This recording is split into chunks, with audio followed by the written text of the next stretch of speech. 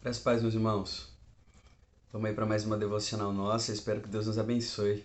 Amém? A gente vai de Evangelho hoje, Marcos capítulo 7, dois versos 36 e 37, tá? Hoje a gente vai ver o que acontece quando nós testemunhamos os feitos de Jesus, tá? As obras dele, o que isso causa em nós. Diz assim o texto, Marcos 7, 36 e 37. Jesus ordenou-lhes que não contasse a ninguém. Contudo, quanto mais ele os proibia, mais eles falavam. O povo ficava simplesmente maravilhado e dizia: Ele faz tudo muito bem, faz até o surdo ouvir e o mudo falar. Esse trecho que nós lemos é o final do registro de Marcos, né? De mais um daqueles milagres curiosos que Jesus realizava, né? Mas como sempre, algo cheio de significado, né? De lições aí para nós. Jesus costumava, sempre quando ele era rejeitado pelo seu próprio povo, ele ia para os gentios, né? Alguns comentaristas vão dizer que isso era para acalmar a tensão, né, e os ânimos aí das pessoas que geralmente dentro do seu próprio povo que demonstrava algum tipo de resistência, né, ou algum tipo de oposição. E para não antecipar a sua morte, ou até porque existiam alguns aspectos ainda da sua missão e da sua revelação de si mesmo que precisava ser guardado, Jesus ele acabava se retirando aí para que as coisas não acontecessem antes da hora, né? Tanto é que no Evangelho de João e outros evangelhos também, no momento final de Jesus, numa conversa ali com os discípulos, ele dizia: chegado a minha hora, né? Ou seja, tinha hora certa para que as coisas acontecessem. Essa é uma dessas situações, tá? De quando Jesus estava entre os gentios aí na região que o texto descreve aí pra gente, alguns versos anteriores, né? Ali algumas pessoas trouxeram para ele um homem que, segundo o próprio texto aí, ele era surdo e mal podia falar, né? Alguns comentaristas vão dizer que ele era surdo e porque ele era surdo ele não conseguiu, não aprendeu a falar direito, por isso era surdo e mal podia falar. E eles estavam suplicando para Jesus, para que Jesus tocasse nesse homem, né? Se importasse com ele e impusesse suas mãos ali para fazer algo por ele. O texto vai dizer que Jesus se retira com esse homem dali, né? Vai um pouco distante aí da multidão, do agito, e opera um milagre todo tátil, né? Jesus toca nesse homem aí de formas diferentes. Ele coloca os dedos nos ouvidos e depois cuspiu e tocou na sua língua. Os antigos, principalmente em algumas culturas pagãs, eles acreditavam que a saliva ela pudesse ter de alguma forma alguma propriedade curadora, né? Então, quando Jesus está agindo dessa forma, Jesus está mostrando, indicando para esse homem que ele pretendia curar ele, estava querendo fazer algo ali para operar o milagre, né? Enfim, o homem é curado, Jesus pede para ele discrição e para que ele ficasse calado e não contasse isso para ninguém. Sem dúvida, a reação do homem aí no texto que a gente leu foi de uma alegria enorme, né? E o impulso imediato foi exatamente fazer o oposto que Jesus pediu. Ele foi dizer aí para todo mundo o que aconteceu. Provavelmente algumas pessoas testemunharam isso, tanto é que o texto vai se referir na segunda vez aí no plural, né?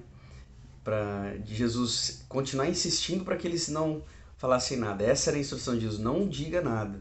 Mas quanto mais Jesus proibia, mais amplamente eles continuavam aí é, proclamando, né? Dizendo que Jesus tinha feito maravilha na vida daquele homem.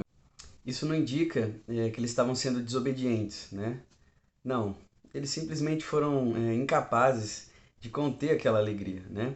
O verso 37 aqui eu destaco, diz que eles ficaram totalmente espantados. A palavra grandemente, né, significa excessivamente, acima de toda medida ou superabundante.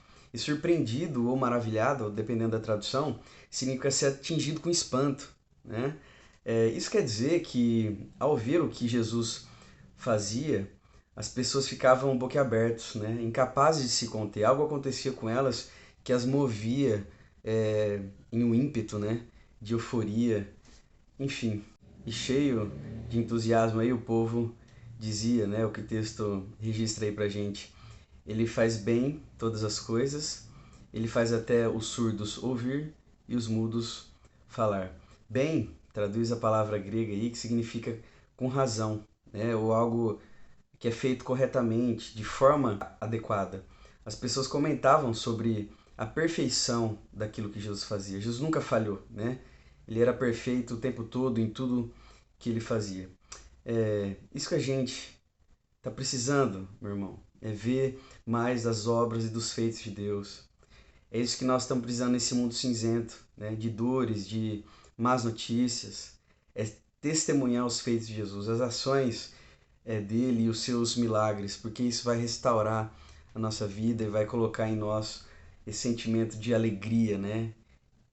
Essa sensação de ter algo incontido por testemunhar algo grandioso. Ver Jesus salvando cegos, mudos, aleijados na alma.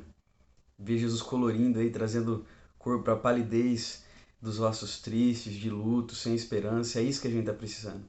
Porque quando a gente vê isso, não vai dar para evitar essa alegria, né? De tão surpreendidos, assim como essas pessoas aqui do texto, embora Jesus falasse para não, eles não paravam de falar e de contar isso para as pessoas. Nós, a mesma coisa, quando testemunhamos as obras de Jesus, tomados por essa santa euforia, contamos para o mundo aquilo que ele faz, né?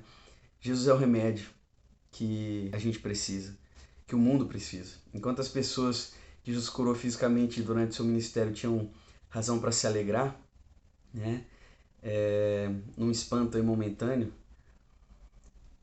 isso nem de perto se comparar com a alegria eterna que espera aqueles que Jesus curou na alma, né? Ele salvou espiritualmente, para quem ele prometeu corpos glorificados, né? Vida eterna. As curas das doenças terrenas, temporais aí, que Jesus operou, aponta para as pessoas que existe algo maior, né? Uma esperança de vida eterna. Através dele, o perdão do pecado, a reconciliação com Deus estão disponíveis para todo mundo que crê no Evangelho, né? Seja judeu, seja gentil, todos os povos. A salvação em Cristo é estendida a todas as pessoas. Jesus é infinitamente mais do que um fazedor de milagres e um grande mestre. Ele é o único Salvador que morreu para pagar a pena que pecadores como nós jamais poderíamos pagar, né? Levantou-se aí vitoriosamente para demonstrar o seu poder sobre a morte. Porque como diz aí o verso 37 que a gente leu, ele faz bem todas as coisas. E a salvação, meu irmão, o propósito eterno de Deus foi e é a obra mais perfeita que Jesus realizou. Quando a gente vê aí todo o bem que Jesus faz e a perfeição como ele realiza as coisas, que nós possamos nos surpreender e se maravilhar com tanta perfeição. Amém? E que a tristeza, a situação, o momento difícil dê lugar à alegria. Amém? Vamos orar. Pai, nós te agradecemos pela sua palavra e queremos confessar, ó Deus, os nossos pecados e pedir que o Senhor nos purifique.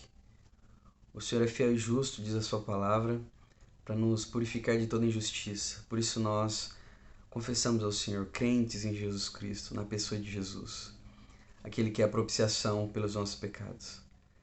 Pai, dá graça para nós, para os seus filhos, para a sua igreja, para que nós consigamos ver para além dessas dificuldades, para além das más notícias, de tudo aquilo que a gente tem vivido e possa estar experimentando num momento difícil, dessa pandemia que se estende cada vez mais, do distanciamento, do isolamento, da solidão. Dá graça, ó Deus, para que a gente possa testemunhar seus feitos e sermos tomados, ó Deus, dessa santa alegria, dessa euforia, desse entusiasmo de ver como é bom e perfeito tudo que o Senhor faz, de testemunhar as suas obras, Pai. Isso vai mexer com a gente e vai colocar o nosso lugar, nosso coração de novo no lugar da esperança, da fé e da expectativa pelo Senhor. Nós oramos assim, agradecidos em nome de Jesus. Amém. Amém, meus irmãos. Deus abençoe. Até a próxima.